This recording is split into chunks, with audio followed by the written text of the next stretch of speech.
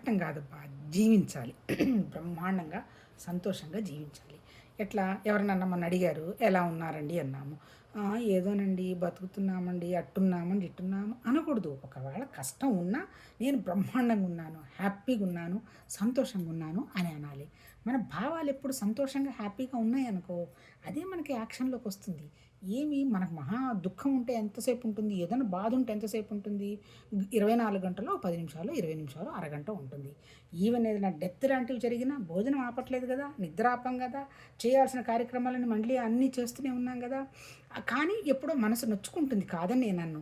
అటువంటి సర్కమస్టెన్సెస్ అయినా సరే, ఎటువంటప్పుడు గూడా నేను హ్యాపీగున్నాను అని గనక మనం అనుకుంటే, ఎందుకు హ్యాపీగున్నామని అనుకోవడము? మనలో ఉన్నది భగవత్తత్వమే. ఆ భగవత్తత్వం వల్లనే మన శరీరం, మన ప్రాణం, మన మనస్సు ఉన్నది. అందుకని దాన్నెప్పుడు బ్రహ్మానందంగా గనక మనం ఉంచుకుంటే మంచే జరుక్కుంటూ పోతుంది.